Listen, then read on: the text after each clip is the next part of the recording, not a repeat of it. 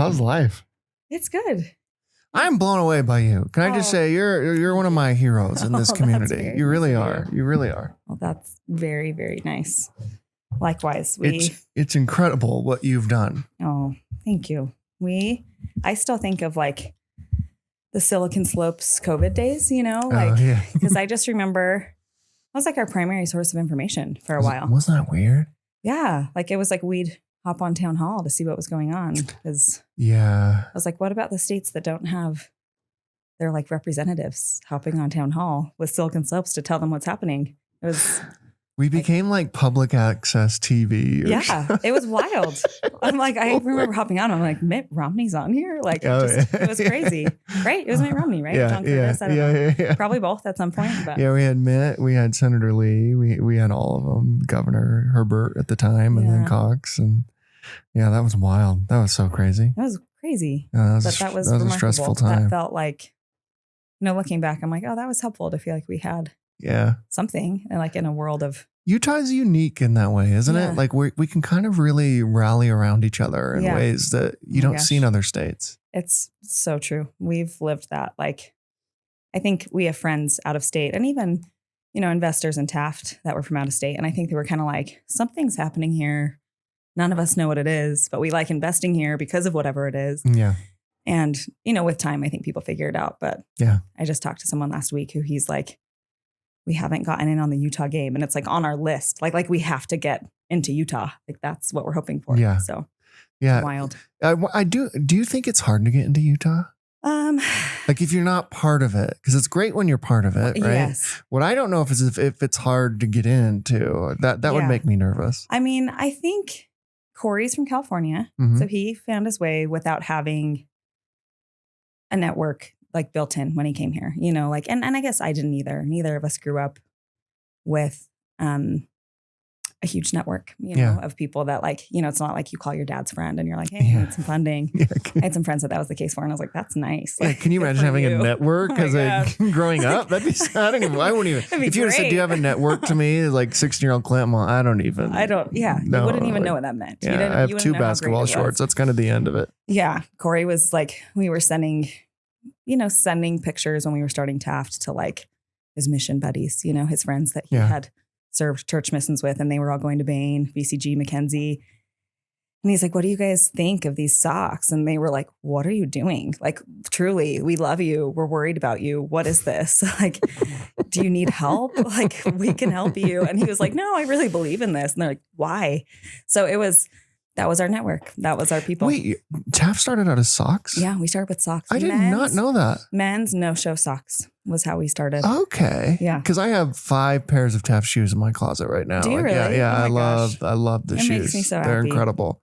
And what did you get? Because you've since transitioned away from it, right? And we're going to talk about Tuff Pops. But what did you learn from the Taft experience? Gosh, Taft was wild. So we started with socks. We were fresh graduates from school. So I was pregnant. Corey had no job offers. I had no job offers. And we spent our savings to go to Europe on a graduation trip. Like you look back and you're like, why? That's cool. It was great. Yeah. We had no plans for when we got back though. And while we were there, like we were just like, I guess we'll figure it out. I mean, our cost of living, I look back and I'm like, when we were in school, we made $1,000 a month, right? So the bar was really low on what we needed. So I think we didn't feel too worried that we could figure out how to make $1,000 a month. So we went to Europe. Corey fell in love with the sockless look that he was seeing everywhere. But he's like, you have to actually wear socks with shoes. Like this would ruin my shoes. Yeah. Is anybody doing men's no-show socks? And that's how Taft started. And so, now that was 2013 that we had the idea, which is wild. We sold in 2022.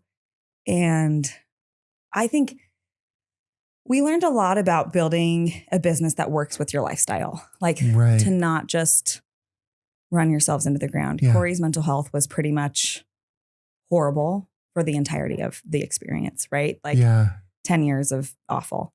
And so even though Taft professionally was incredible, personally, we were like, this is wild. And it wasn't because like we stopped work at 5, we went to bed early. Like we were doing good things. Like we weren't letting it rule our lives. But I think there was no internal boundary with like where work stopped, even if the hours ended internally.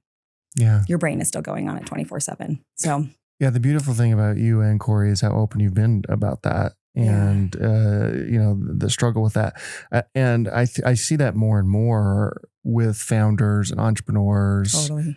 Where mental health becomes a huge issue. And it does seem like we tie our identity to what we're doing and to the ups and downs of it. And kind of tying your identity to the up or the down is a bad idea. Yeah, no, it's rough because I think business would have a good day and we're like, this is a great day. Business would have a bad day and you're like, this is rough.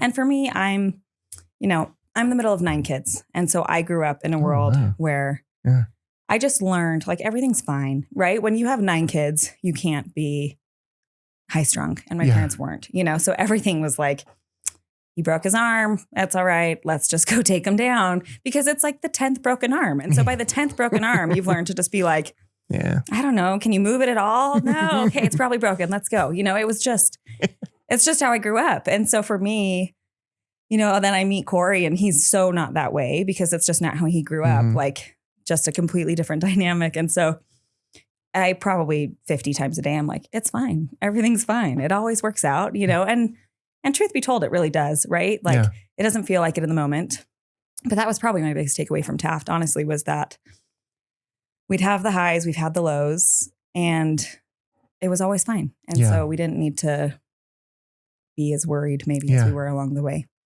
Even like COVID, we opened a store in New York in 2019, November 2019. And we went to the party and it was great. And we were like, this is going to be awesome. And then 2 months later, we're telling our employees like, just work from home. I guess, I mean, you can't work from home.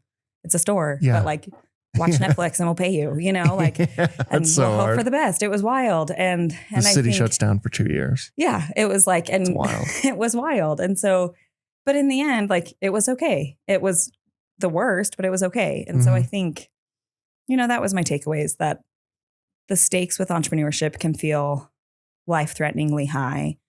And there was a moment when Corey ended up in the hospital for a suicide watch. And I just remember thinking like, for shoes, like, is this what we're doing? Like, this is like my husband's life is going to be on the line because we got to sell shoes. And it just put everything in perspective for me, where it was just like this, it's just work, like real life is what happens when we're all home together. Yeah. And this has to be a symbiotic relationship. Yeah. Or both of them are going to fail. Like not just, I think the perception is that your personal life will suffer and your business will thrive.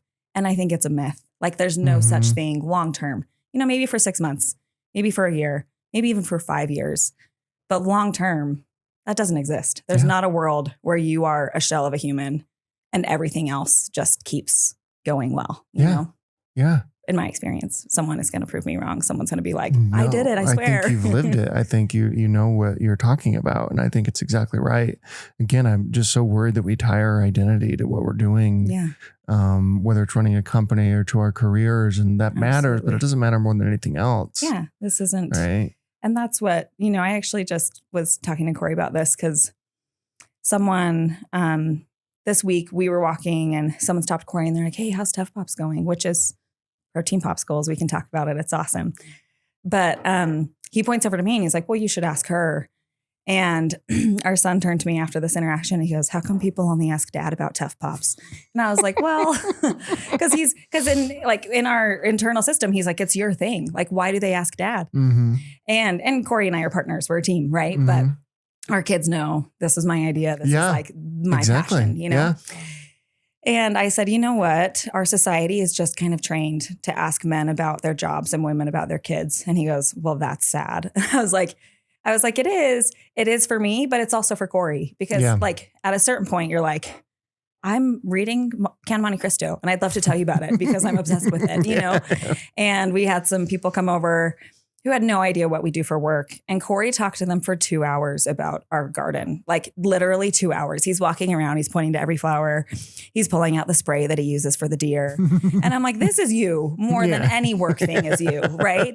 But we do such a disservice when we're like, you're Clint, you are Silicon Slopes. Yeah. So nice to meet you. Yeah. That's all I need to know. Yeah. And I think making that your identity, it's just always going to be a shaky foundation to stand on. Yes, I totally agree. I totally agree. Going back to Taft, because I do want to talk about Tuff Pops and, but no-show socks when that kind of wasn't a thing. Yes. And that takes off. What made you guys decide to go into shoes? Okay. So this is my favorite part of the Taft story, actually. So we're selling no-show socks and we realized very quickly that you can't put pictures of men's feet in no-show socks on the internet. Like, it's just not a good idea. We got weird DMs. It was like this immediate, like, oh, yeah, we should have known, right? Like, we should have known. That. It was hilarious. Bad. Who would have even thought that? Immediate. Oh my gosh. Like, one posted and you're like, oh no, okay, sorry, never mind. So we start going to Nordstrom Rack and we're buying shoes because we're like, look, we'll just showcase the sockless look. But we come to realize that the wilder the shoe is, the more engagement we get. So we're going to Nordstrom Rack and we're looking for the craziest stuff we can find in Orem, Utah. And we're buying like 20 pairs at a time, taking pictures with them, returning them 90 days later and doing the same thing all over again. We were at Nordstrom Rack all the time, like boxes piled high everywhere. And eventually you just start looking like a shoe company. And so we hit this point where we're getting DMs, we're getting comments. We got hundreds of thousands of followers from people who thought we sold shoes. So instead of like, oh, I love your socks, it's where can I get that shoe? And we're like, well, Cole Haan, but like, we don't want to tell you that. And so we start getting hired to take pictures for other accounts. And we're just like, okay, people want something interesting. People want something different. And so we started having even shoe factories reach out to us asking if they could make our shoes that they assume we're making. And one reaches out from Spain. Corey speaks Spanish. And we start digging in and we're like, this is like a real shoe factory. Like, this is legit. And so we just start like, everyone thinks we make shoes. Should we just be making shoes? You know, we're selling socks are $12 a pair. We're selling a few a day, maybe. And shoes just started looking more and more appealing. So, you know, eventually we hit this point with the factory where they say, look, if you're serious, you need to come. And I was pregnant with our daughter, our second. She was breech. And we said, well, we have to see how the birth goes. You know, we don't know if I'm going to have a C-section. We'll have to figure it out. And then if it works, Corey will come. So from the hospital, my daughter was born breech. Everything's fine. And I booked Corey a flight to Spain 2 weeks later. And he goes to Spain, designs some shoes, comes home, and we invite our friends over, give everybody like poker chips and basically say like, drop them in your favorites.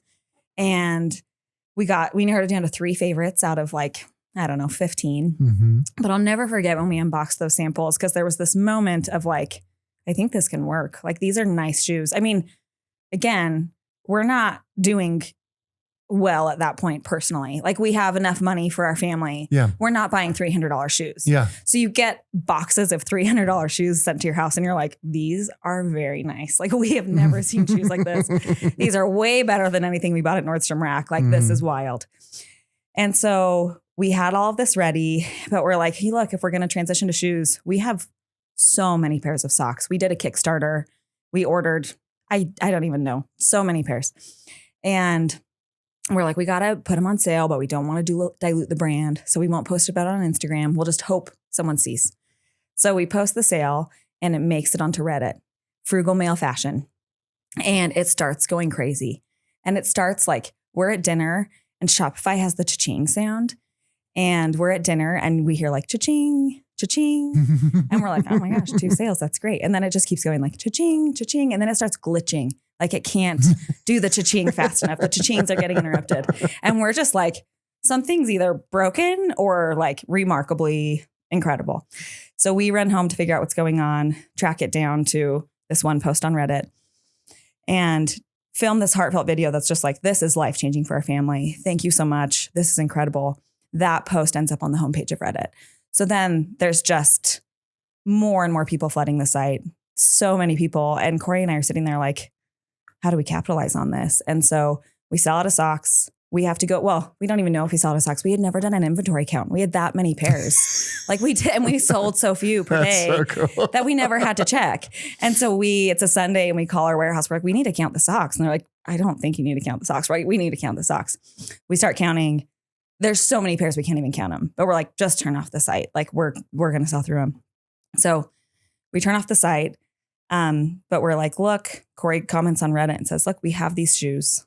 We haven't launched them, just designed them. And overnight, we become a shoe company. Everyone says, we love them. We put them up for pre-order. We didn't know how much they were going to cost us.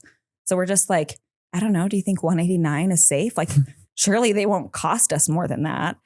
And so we put them up. We name them after whoever was around us and put them on the site. And we sold 400 pairs that night on pre-order and just like never sold another pair of socks again. So that is so wild. It could have been like catastrophic, right? Like we didn't know our costs. We told everybody we'd get them to him. This was like November. We told him we'd get them to him in February. We're like, that seems safe. You know, like it all worked. And like, thank goodness.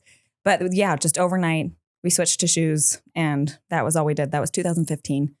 And we ended up selling Taft in 2022. Well, they're beautiful shoes. They're really great shoes. Yeah, like, Spanish boots of Spanish leather. The old Bob Dylan song. Yeah, they're they're like, again, when we first got them, we were like, these are nice. You know, like we had never had nice shoes. So that was like that was Corey's first pair of nice shoes, was our own. What was exiting it like? Okay, so that was, it was tough because we lost our son the same year. And so actually we signed the papers. My pregnancy was really complicated and we knew I was going to be in the hospital for a long time. We thought he was going to be okay. And so we were kind of thinking, you know what, this is a good time to transition. We knew that it was going to be complicated, but we thought he was going to live. And so we kind of started like having conversations, figuring out what our life was going to need to look like, planning for the future, and sold to a private equity firm that was in New York, but had another brand in Utah. And we were like, this is perfect. And so we signed the papers for the deal the day I was admitted to the hospital. And so everyone was like, oh my gosh, the sale, it's so exciting.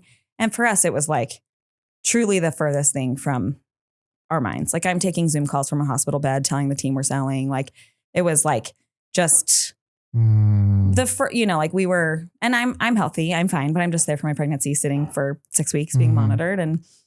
And so that was like, you know, we sold, but the real thing that year was losing our son. He was born past 5 hours later.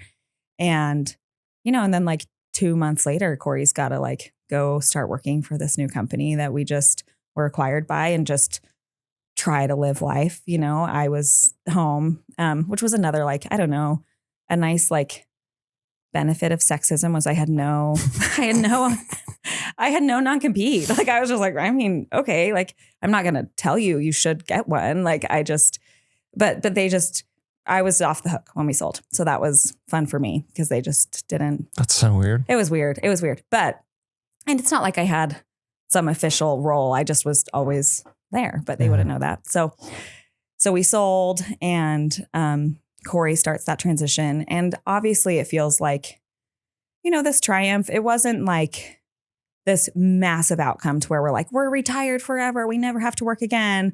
But it was a good outcome for us, you know, and for me, I felt like I would have paid money for someone to take it. At that point, I was like, you know, when we were debating, I was like, this isn't even a debate. Like for me, like I will pay you money so that I never have to think about this again. Because for me, it's the mental health.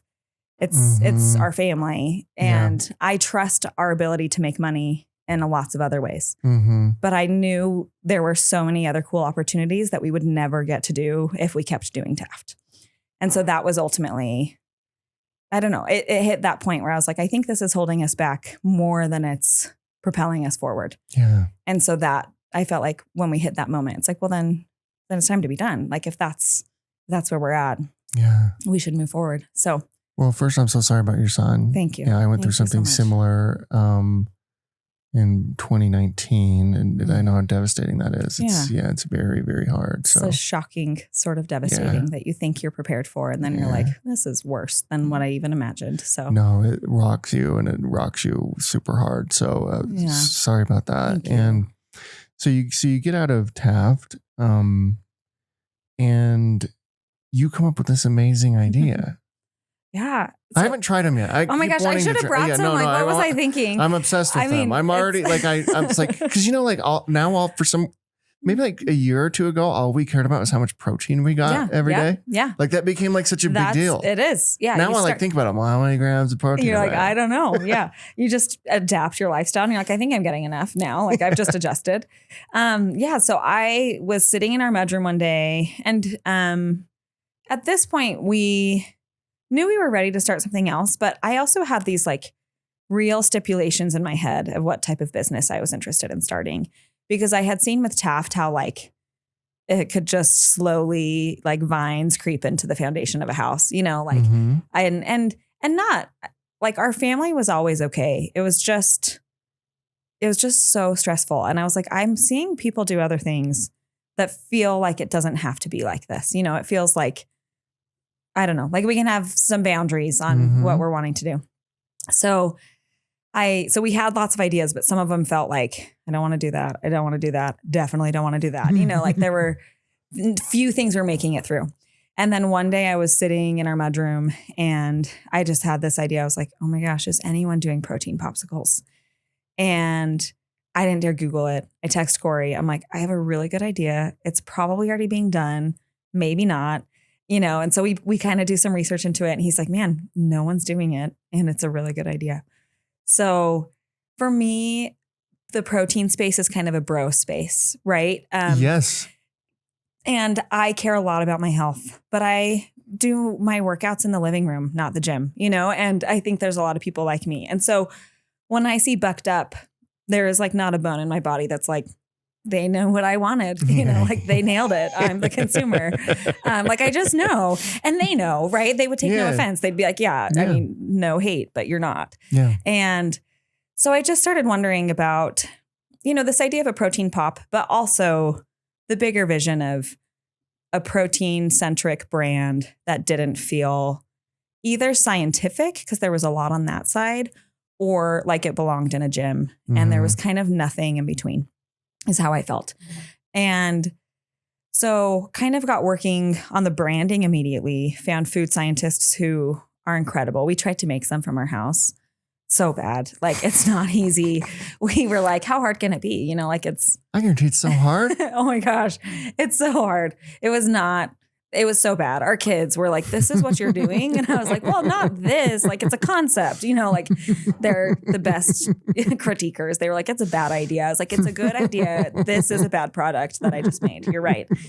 So working with these food scientists, I was like, look, I want it to taste like Haagen-Dazs and I want it to have a Haagen-Dazs label. I want milk, cream, eggs, sugar, and then we add in protein.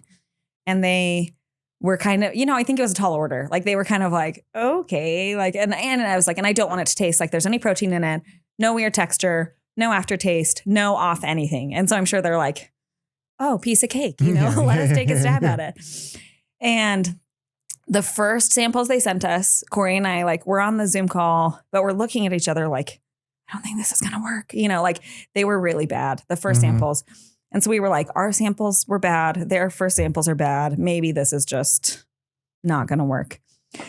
But 2 years later, after 2 years of development, they sent the final samples and I cried. I was on the Zoom call and they probably thought I was a psychopath because I took a bite and I started crying. And I just was like, this is it. This is perfect. This is exactly what I wanted. It just tastes like ice cream. It's like, this is it.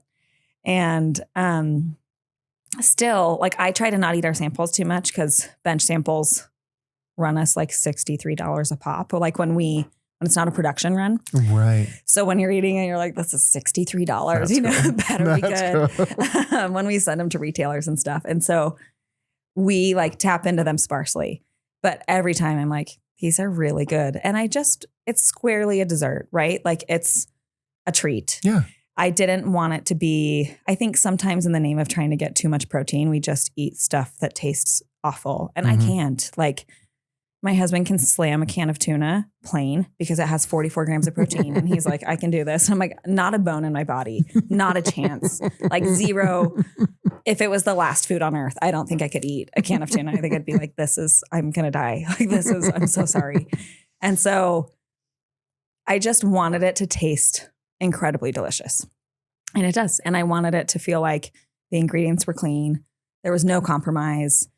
And it doesn't have to, it's 12 grams of protein per pop, which is the most we could fit in before it had issues. And I was like, I would rather have 12 grams than 16, but it doesn't taste good. Yeah.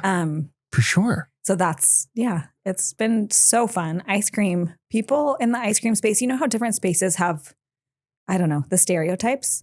Ice cream people are nice. I mean, like, of course they are. Oh, yeah. I mean, you're selling joy. Yeah. But they're so nice. Yeah. So it's been the best surprise, you know, like you email someone to get vanilla and they're like joyful. And you're like, oh my gosh, this is the best. Like I never would have known. So that is good. How are you so good at branding?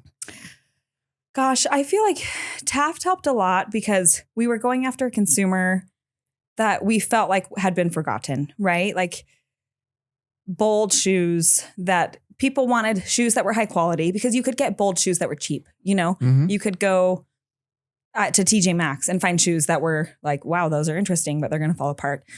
And we realized that no one was hitting that unless it was like, you know, $1,000 pair. It's like, who's the person in the middle that wants something nice, but wants something interesting? And so I feel like it's just knowing who you're selling to. And thank you, first of all, because I feel like we're not perfect at branding. But both brands, but Tuff Pops in particular, like I was on your site this morning. I was like, this is perfect. Thank you. It's perfect. I'm excited to because right now it's like kind of all hypothetical. I'm so excited. Like my vision for it is it's like people rollerblading and laughing and they have a Tuff Pop, you know, like it's moving your body. It's being active. It's having fun. Fitness has gotten so serious. And I think the world is so serious that for me, the branding, I felt like we need some levity, right? Like it's food. It's supposed to be fun. And protein especially feels like it's so serious because it's like, you need this, you know, and we do. And I think you need it for more than muscle. It's oxygen transport. It's gene regulation. Like or gene expression regulation. Like it's just so much more than like a macro that makes you buff. Yeah. But it's gotten really serious. And so that was what the branding was anchored on for me, was like protein, but make it fun. That was because why should it not be fun? You know, everything's serious enough. And so I'm hoping that it's just that I'm seeing a consumer correctly, that I'm seeing people that are ready for some levity in their food along with clean ingredients. Because for some reason, whenever you go clean, people go serious. And we're moving away from that a bit. You know, I'm starting to see some brands where I'm like, this is fun and it's clean. And so things are going more and more that direction. Protein hasn't caught up there. You know, I think Olipop's fun. I think Poppy's fun. I think solely like the mango, like the new dried mango. I don't know if you've tried this. These are my favorite. I literally just ate one in the car. I wish I had the wrapper in my pocket. It's my favorite. They're just mango gummies. I buy 6 boxes of them at a time and my kids eat 0. They're just for me. And I went to a favorite things party and I was like, these gummies, and everyone's like, ooh, gummies. And I'm like, they're just gummies. Like there's nothing in them. No THC they're not contraband, like just straight up mango. But that was a brand that I looked at that I was like, this is joyful. This is fun. And I'm buying it because of that. And so when you're working on it for so long, you start watching your own consumer habits a lot, because I was like, I need levity. I need more fun. Everything's gotten so serious. And like, I take food seriously because of mental health issues in general. I want my kids to feel like they're strong and capable and have everything they need. But why can't it be fun too? Yeah. So how do you figure out distribution and getting in stores? And my word. So we have been in this super fortunate position where you have like it's like when we raised for Taft, we were oversubscribed, and everyone was like, that's a great problem to have. And we're like, it is a great problem to have, but you know, you're stressing and everyone's like, stop stressing. Like, just like, this is great. This is good news. And eventually we were just like, let's just let everyone in the round. And that's what we did. It was a good decision. I'm glad we did. But it feels like the same way where we're kind of oversubscribed already on what we can support. And so we're having conversations of like, do we go here? Do we go there? Do we like, who do you say yes to? Who do you say no to? Who do you say yes to, but in a year?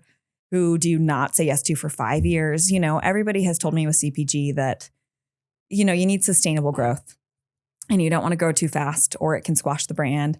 And so I'm trying to strike this balance of two things. One, everyone tells us to plan on it being slow. And then the other side is don't go too fast, because sometimes that can kill the brand too. So I'm like, okay, go slow, don't go too fast. But there's kind of this, I don't know. I'm very optimistic about the world in general, but I look at certain companies and I'm like, there's exceptions to everything. There's the rule, and then there's the people who just go above and beyond. They're able to grow quickly and sustain it. Like, it's not an either or. And that's what I'm hoping for. I don't want, I don't want to grow too fast, but I'm like, but what if we can grow really fast and really sustainably? Like, what if we can be one of those people who figure out how to do that? Fortunately, in Utah, there's a lot of people who've been willing to talk to us and who know so much about doing exactly that. But we've been really fortunate to just like have some wild connections come up where someone's like, hey, I know this one guy, and that one guy ends up being exactly who I need to talk to. And so at this point, it's less how can we get it out there, and more like, who do we need to say no to?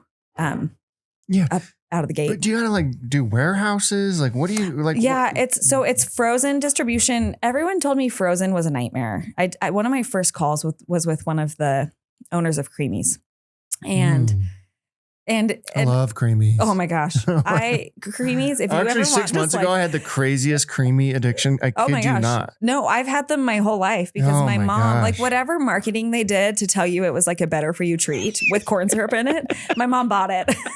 My mom bought it, and so we've had them in my house my whole life because she's like, they're better for you. I'm like, okay, but even still, like that is ingrained in me to where I'm like, they are probably, I can ignore the corn syrup. It's fine. They have to be good for me because nothing, like they're so good. The Creamy story is fascinating, but I was talking to him and I was like, just shoot me straight on frozen. Everyone tells me it's a nightmare. I want to know why. And he did. He was really honest. He was like, well, because they let your product melt on the truck and then they charge you for it. And I was like, oh, okay, well, how much does that happen? What do I need to account for in my margins? And he goes, 15%. I was like, 15% just to product melting on a truck somewhere? Wow. And he's like, yeah, probably 15%. Like maybe that's a little high, but I'm like, whoa, 15%. So I'm like, okay. So I'm like writing all of this down, but in my head, I'm like, why does anyone do frozen? Like this is, and the more you hear, the scarier it gets, right? Because they're like, yeah, you have to pay the grocery store just to sit on the shelf. And I'm like, what? Like just to be there. And then if you don't sell, then you have to buy your own inventory back. And everyone's telling me everything, right? And eventually I hit a point where, because the logistics are a nightmare, right? Like getting a frozen truck from our co-packer to the distribution center and like paying and hoping that it stays cold enough. And then even we were looking at frozen storage here, and our food scientists were like, well, yeah, just make sure it's -20. And we're like, we didn't even think of that. So you start asking all these people you've been talking to. They're like, yeah, we're at 0. We're like, 0? We need 20 less than that. And so stuff like that, where if they hadn't told us, we just put it in, we think, great, we found someone, and our product, like the shelf life drops significantly if it's not at -20. And so they're like, you could do that for like, a week. And I'm like, a week, like we need. So it's just so much harder than shoes. Like that was really our conclusion, because with shoes, you design the shoe, they source the leather, they source the laces, they source the soles, like every part of the shoe, they're bringing it in for you and you're choosing what you want, and sometimes you find something and you say, this is interesting, bring it in. They still order it. When we were ordering all of our ingredients, I'm just like calling people, every person and being like, hi, I need so many gallons of vanilla. Please ship it to here. And they won't receive it unless you have the right paperwork sent. And sometimes they don't send you the right paperwork right away. And so they're like, we can't take this. We don't have the paperwork. And I'm like, hold on, don't tell them to go away. I'm going to send it to you. It's just like a logistical nightmare, basically, is the conclusion we've come to. And so that's like having our ducks in a row. I think it's interesting because the branding is exciting. The vision is exciting. The back end is just so daunting. Yeah. And that's been where we've most relied on people's like just goodness to tell us, like talking to people at Kodiak Cakes, talking to people who know how to do this and they're so willing. Like I just saw him. He's great. Oh my gosh. So good. We talked to Joel and, but then like with it, then they're like, well, you should talk to Cameron Smith, who's doing Kindling, the protein pretzels. And just like it's just everyone's so willing to share, which has been really humbling because with shoes, no one knew shoes. And so we were kind of on an island. Like no one was like, let me get you to my shoe guy. I can hook you up. Like we were very much on an island. And with CPG, it's like, it's not protein or sometimes it is protein, but it's not frozen, but everyone's willing to contribute. And that's been like really humbling to see like that we're entering a community that's willing to like, well, you're not competing with me. So I'll tell you everything I know, you know, like you're not sitting on the shelf by me. Yeah. And even people who are sitting on the shelf next to us being like, I still don't care. I'll still help you. This is hard. And that's been incredible. That's beautiful. It's super, super cool. Did that ecosystem exist even though in 2013, like in Utah in particular? Because it does seem like we're getting, Utah being the we here, we're getting really good at consumer products. Yeah. Yeah. And Taft was like one of the first. There's like Freshly Picked back in that era. Yeah. There's Cotopaxi probably around that area. But there's maybe like 4 or 5 that I could name, not a ton. It wasn't the same. And we also didn't have access to any of it, even if it was there. So whatever was there, we were brand new, fresh college graduates. Like we really had no network, no community. And, we would talk to people. We would try and reach out to people and we'd kind of get brushed off. And then like 6 months later, they'd be like, hey, are you that person that reached out to me? Because they'd see something, or they'd see Taft somewhere. And it's kind of like, oh, this looks better than I thought it was going to. So yeah, I'll help you out. And we kind of had to like find our way in there. I feel like a few years into Taft, though, there was a more established community where like even Susan from Freshly Picked, and Nate Quigley from Chatbooks. And there's just like a good crew of people that even if they weren't doing the same thing, you didn't feel so alone. Like that was really huge for us. And actually a lot of that came back to Jeremy Andrus because Jeremy was kind of like the bridge, like him and Kristen are such good gatherers. And so he's like the godfather and she's the godmother of consumer in Utah. Like, they're the best. Yeah, they are the best. Yeah. But I feel like a lot of our connections we could trace back to like, man, Jeremy invited us to dinner and then we met Nate Quigley and then Nate Quigley became Corey's dearest friend, and like you just get to build this community. But I think the thing that's incredible about it, there's this really great book that I now can't remember the name of, but he talks about the difference between network and community. And he said in a community, when someone leaves, you notice. And that's beautiful. Oh my gosh. I've thought about it. You got to send me the name of that book. I'll find I want to read that. Yeah. But the thing that he said is he says, often we view people as like transactional pieces that we need to get where we want to go.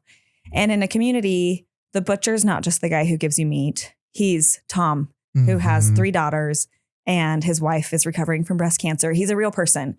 And if Tom leaves, it's not, darn, where am I going to get my meat now? It's, we miss Tom. Yeah. And that's, I think, if I could sum up what's incredible about Utah, it's that it's not, well, those shoe people, we need somewhere to get our shoes. It's that people create these real bonds that actually matter beyond business. Yeah. And I don't know that happens elsewhere. I can't speak to that because I haven't been there.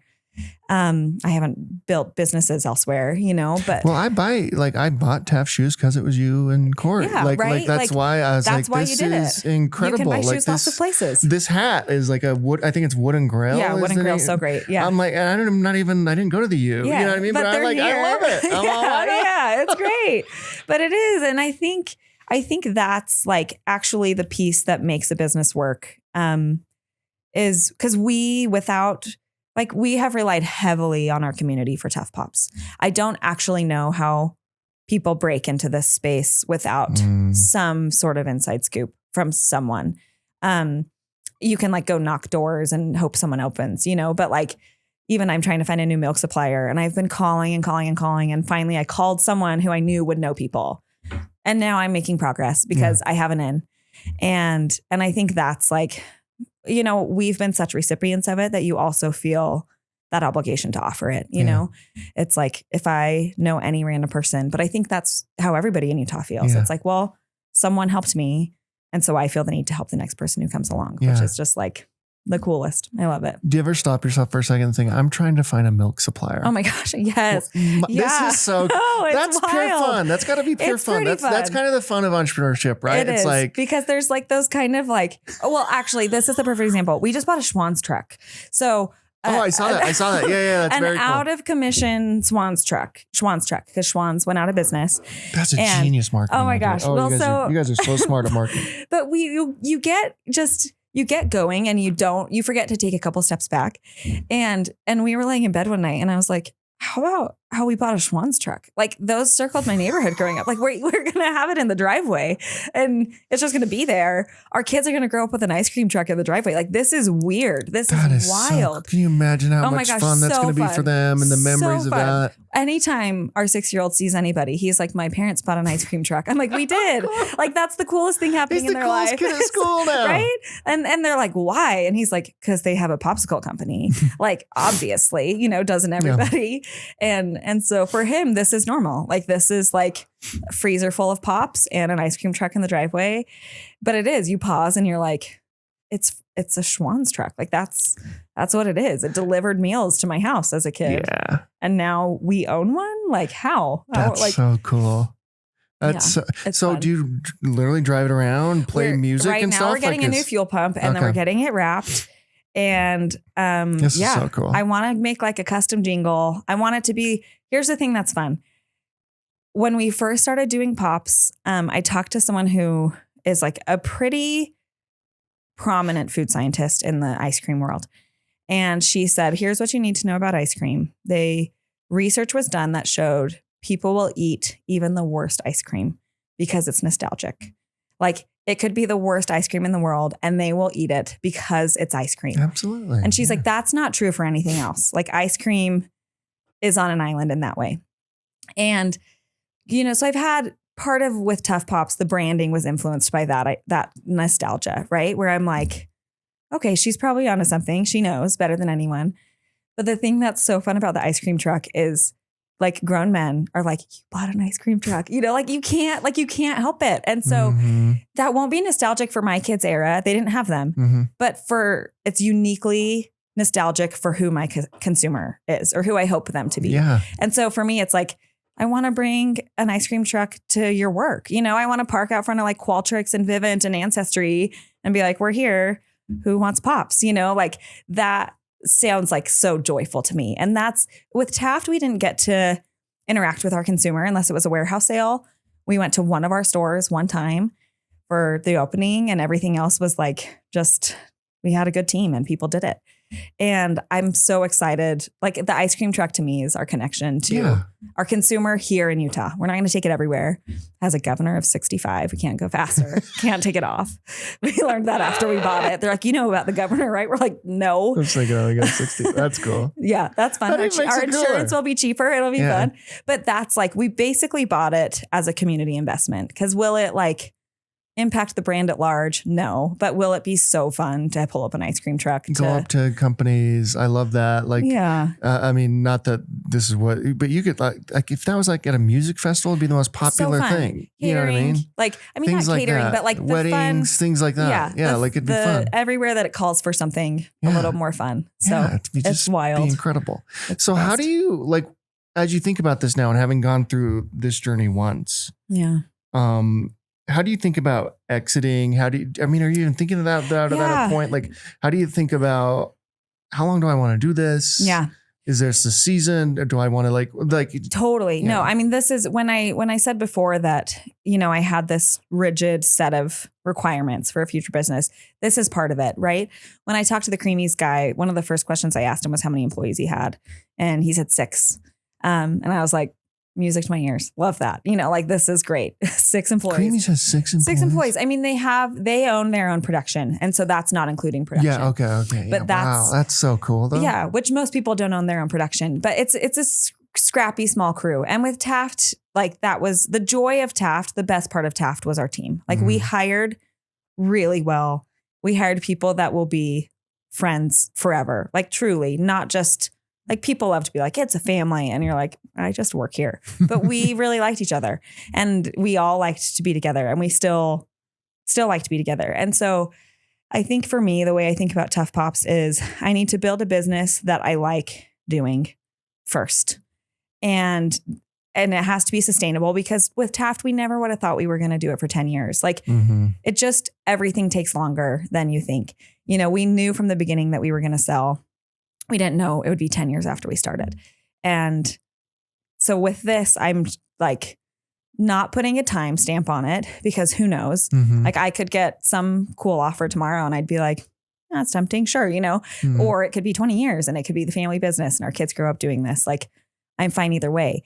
What I do feel like is important though, is really building in like a healthy business plan, figuring out our margins, figuring out scale, like just all of these things that with Taft just happened to work, that we were really fortunate. Like we didn't just blow it on our pricing. I mean, we did, we had to raise our prices. Like we said, this is pre-order pricing and then we had to raise them. But I just want it to be something that we could enjoy doing forever, but also something that if someone came in and they said, tell me about Tuff Pops, they wouldn't be like, this is a mess, we're walking away. They'd be like, oh, you've thought about this. So I actually talked with a CPG investor and said, tell me, you know, Corey and I just said, tell us everything you look for in a business you're investing in. And he was specific. Like we want, you know, if one factory burns down, we need to know where you're producing elsewhere. And this is just as an investor, but it basically was the same list at the end of the day. That would be what we would need to sell, right? Where it's like, your margins are here. This is what we're seeing on the back end. And so that's going into it the second time. That's what I care about, right? Yeah. Because we didn't think about that at all the first time around. You're just like, I don't know. I think this is a good price for a shoebox. Let's order them. Like, how do we, you know, and now I'm like, tell me every person that makes a box within, you know, a 500-mile radius. And I'm going to find the cheapest box because I need my margins to like be sustainable. So for me, it's sustainable growth that someday I hope someone else will be interested in. But if you have sustainable growth now, you're not going to hate your business because it's going to feel sustainable. Yeah. Are you having fun? Oh my gosh, it's so fun. It's like, it's stressful for sure, because there's a lot of right now is like, I don't know, making some big decisions that will determine more than just what's happening in the next 6 months. You know, they're longer term things that play out in a big way.